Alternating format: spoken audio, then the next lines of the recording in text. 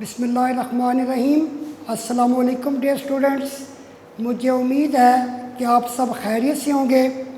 Dear students, आज हम अपने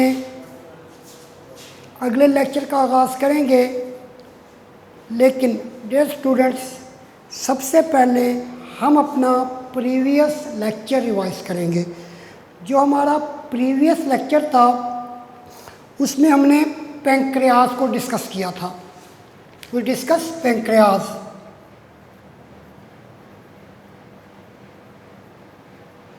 पैंक्रियाज को डिस्कस किया था। पैंक्रियाज के अंदर हमने आइसलेट्स ऑफ लैंगरहैंस को डिस्कस किया था।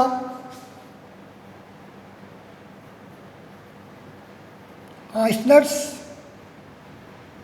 ऑफ लैंगरहैंस को डिस्कस किया था। फिर हमने BGC blood glucose concentration test को भी स्टडी किया था, डिस्कस किया था। डियर स्टूडेंट्स, आज जो हमारा लेक्चर है वो है लेक्चर गोनेड्स के मुतालिक। Today we will discuss gonads. Gonads क्या होती हैं? शॉर्ट क्वेश्चन भी आ सकता है। Testes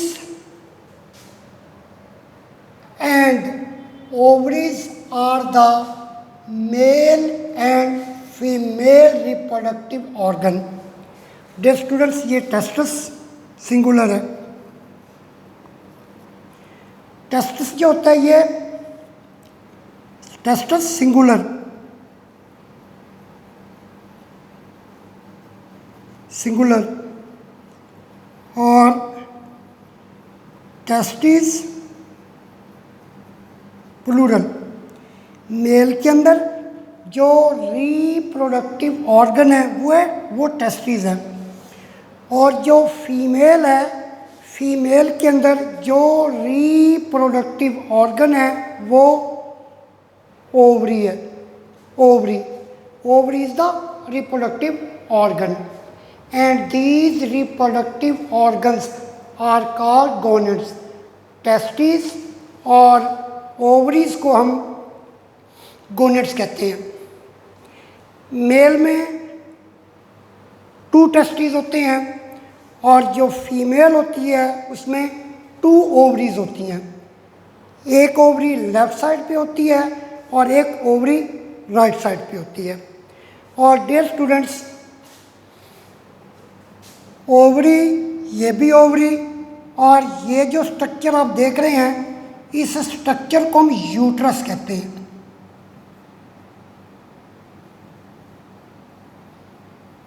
uterus.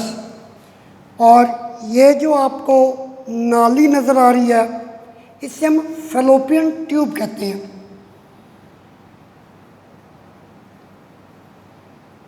Fallopian tube. Tube. The basic function of ovary and testes is the formation of gametes. Testis और ओवरीज ये गैमेट्स बनाती हैं। जो गैमेट्स होते हैं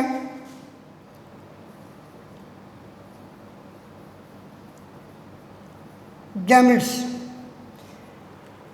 egg and sperm is collectively called gametes. Eggs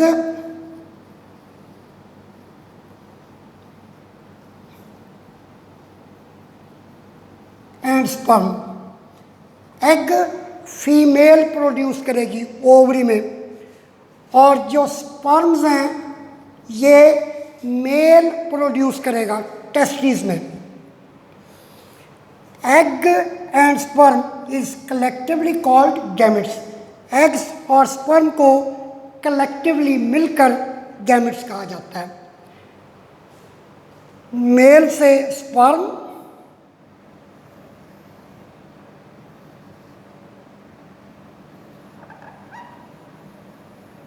sperm, और फीमेल से egg, ये आपस में फ्यूज़ होते हैं और जाइगोट बनता है,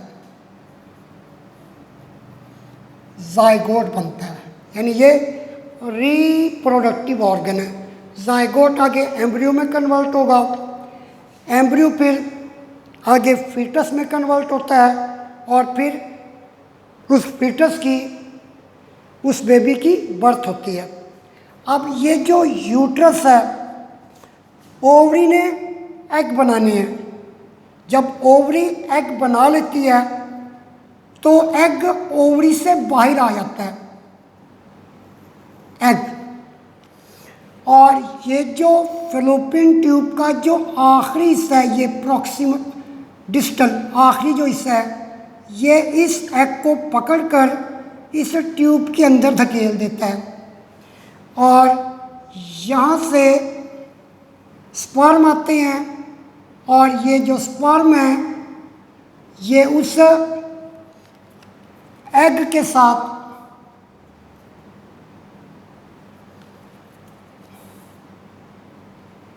ये एग और ये फैलोपियन ट्यूब के अंदर और ये स्पर्म,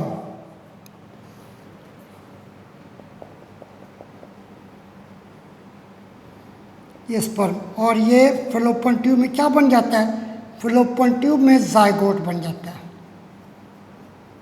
जाइगोट आगे एम्ब्रियो में कन्वर्ट होता है, एम्ब्रियो फिर फीटस में कन्वर्ट होता है, वो फिर यूट्रस में, ये यूट्रस में, यहाँ पर बेबी की डेवलपमेंट होती है।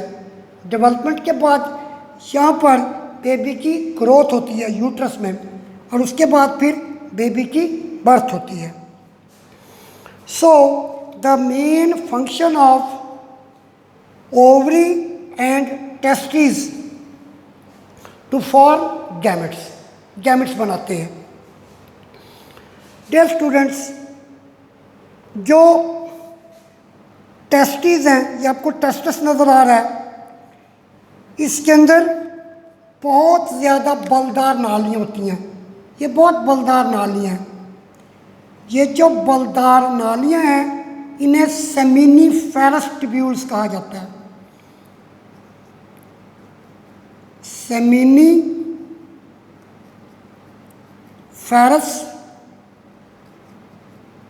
ट्यूब्यूल, इसमें गैमेट्स बनते हैं, इसमें स्पर्म बनते हैं, स्पर्म।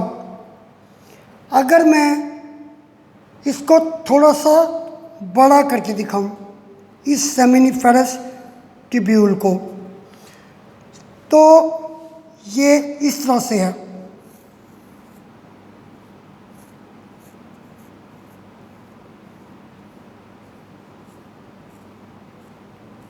इसमें कुछ और सेल भी होते हैं, इसे हम कहते हैं जर्मिनल एपिथेलियम। कुछ और सेल भी होते हैं। ये जो ब्लैक कलर के सेल हैं ये जर्मिनल एपिथेलियम है। जर्मिनल एपिथेलियम से स्पर्म बनते हैं, जर्मिनल एपिथेलियम, जर्मिनल एपिथेलियम।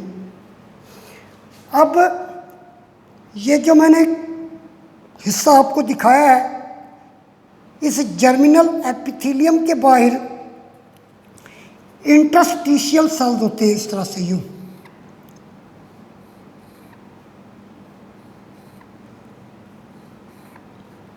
ये जो इंटरस्टिशियल सेल्स हैं ये एक हार्मोन निकालते हैं, उसे टेस्टोस्टेरोन हार्मोन कहते हैं।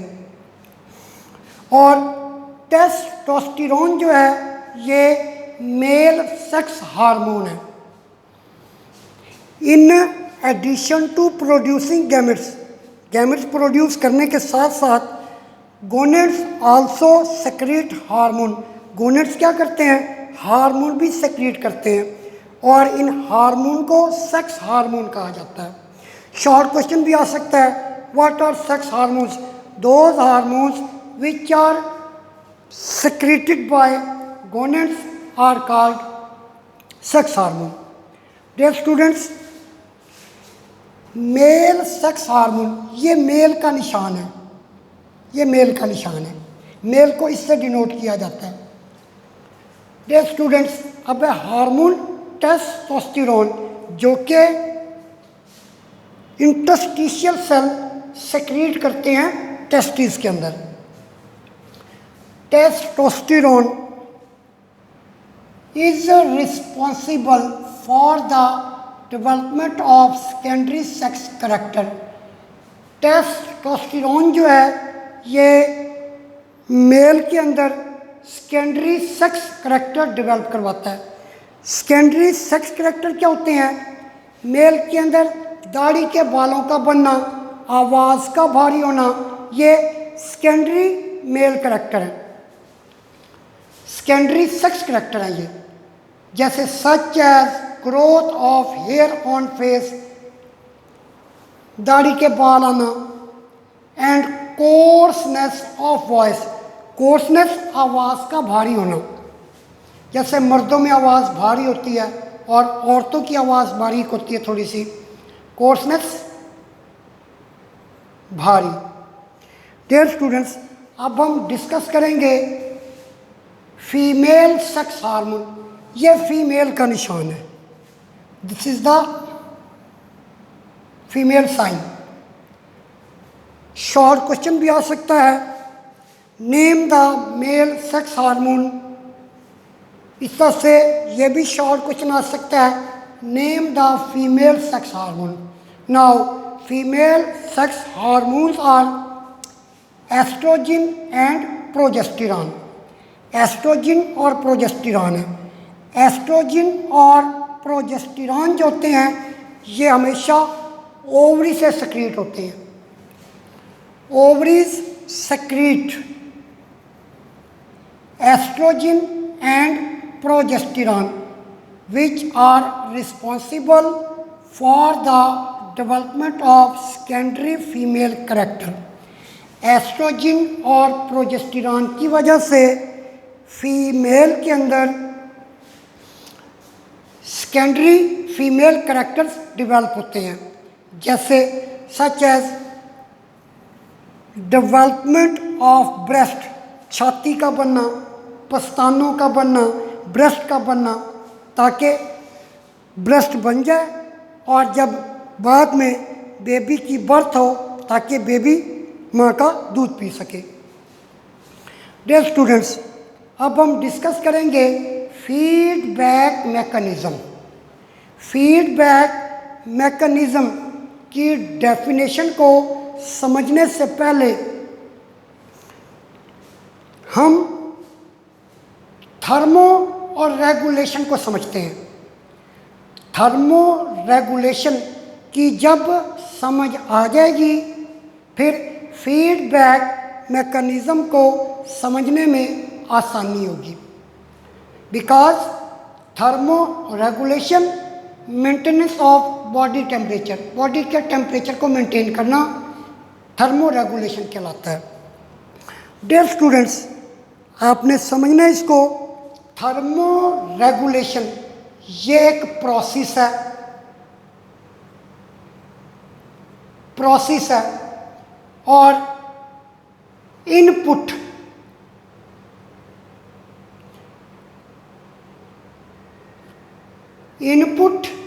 And output. हमारे ब्रेन में हाइपोथैलेमस होता है जो कि बॉडी के टेम्परेचर को कंट्रोल करता है। हाइपोथैलेमस को जैसे ही मैसेज मिलता है कि बॉडी का टेम्परेचर कम है, हाइपोथैलेमस फिर हार्मोन सेक्रीट करता है जो कि पिट्यूटरी ग्लैंड के पास आता है और फिर pituitary gland thyroid stimulating hormone को सेक्रेट करता है। थायराइड स्टिमुलेटिंग हार्मोन ये थायराइड ग्लैंड पे एक्ट करता है और थायराइड ग्लैंड फौरी तौर पर ये थायरोक्सिन को रिलीज़ करता है और थायरोक्सिन ब्लड के अंदर ग्लूकोज के मॉलिक्यूल को तोड़ता है जिससे हीट रिलीज होती है। जैसे ही हीट रिलीज होगी और बॉडी का टेम्परेचर कंट्रोल होगा। अब हमने फीडबैक मैकेनिज्म को समझना है। Feedback mechanism means the regulation of a process. Regulation of a process क्या है? Thermoregulation. Thermoregulation by the output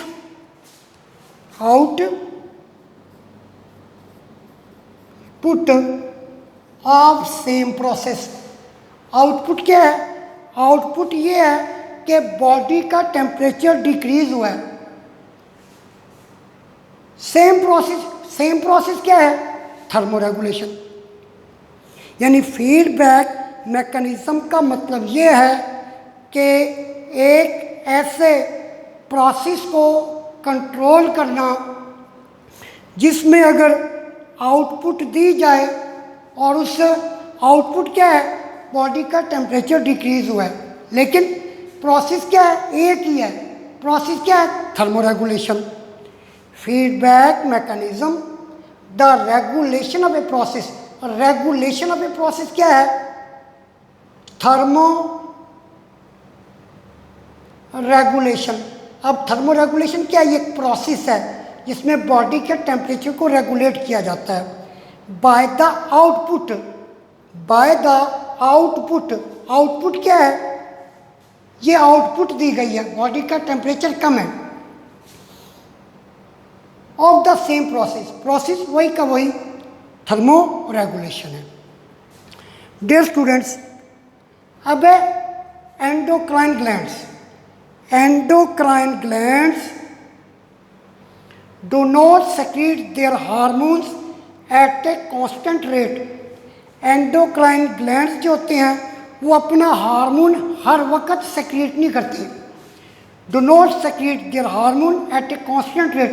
हर वक्त या एक जैसी मिकदार एंडोक्राइन ग्लैंड्स सेक्रेट करें हार्मोन की, ऐसा नहीं है। The rate varies with the need of body. अब हार्मोन की जो मिकदार है वो डिपेंड करती है बॉडी की ज़रूरत पर। अगर बॉडी को ज़रूरत है तो हार्मोन सेक्रेट होगा, अगर बॉडी को ज़रूरत नहीं है तो हार्मोन सेक्रेट नहीं होता। लाइक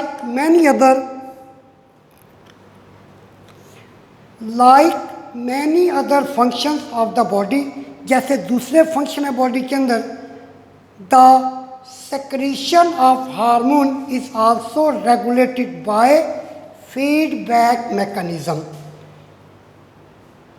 जो हार्मोन की सेक्रीशन है इसको कंट्रोल किया जाता है फीडबैक मैकेनिज्म की वजह से। और फीडबैक मैकेनिज्म की मैंने आपको डेफिनेशन बता दी है। रेगुलेट कैसे किया गया है?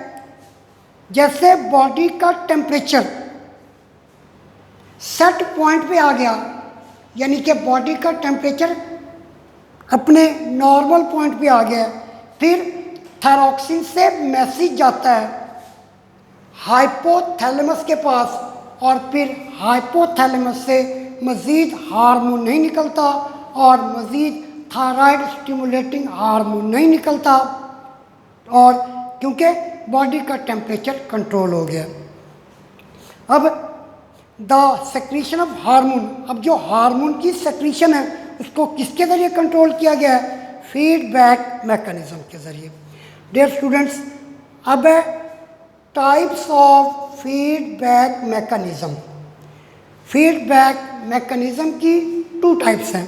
पहली जो टाइप है उसे पॉजिटिव फीडबैक मैकेनिज्म कहते हैं, और जो दूसरा फीडबैक मैकेनिज्म है हम उसे नेगेटिव फीडबैक मैकेनिज्म कहते हैं। मोस्ट इम्पॉर्टेंट शॉर्ट क्वेश्चन है, what is feedback mechanism? Feedback mechanism क्या होता है? Feedback mechanism mean the regulation of a process. एक प्रोसेस को रेगुलेट करना, by the output of the same process, और प्रोसेस क्या वही सेम है, आउटपुट क्या है, आउटपुट ये है कि बॉडी का टेम्परेचर डिक्रीज़ हुआ है और इनपुट क्या मिली, बॉडी का टेम्परेचर इंक्रीज़ हुआ। इनपुट कैसे मिली, बॉडी का टेम्परेचर इंक्रीज़ हुआ, जिसे हम फीडबैक मैकेनिज्म कहते हैं। डियर स्टूडेंट्स, यहाँ से शॉर्ट क्वेश्चन आ सकते हैं गोनेड्स से। What are gonads? Name the male sex hormone, name the female sex hormone. Short question यू भी आ सकता है, what is the function of testosterone, what are the function of estrogen and progesterone, what is the function of estrogen and progesterone. ये most important short question है। मुझे उम्मीद है कि आज का लेक्चर आपको समझ आ गया होगा। इंशाल्लाह ताला अगले लेक्चर में मुलाकात होगी। अल्लाह हाफिज़।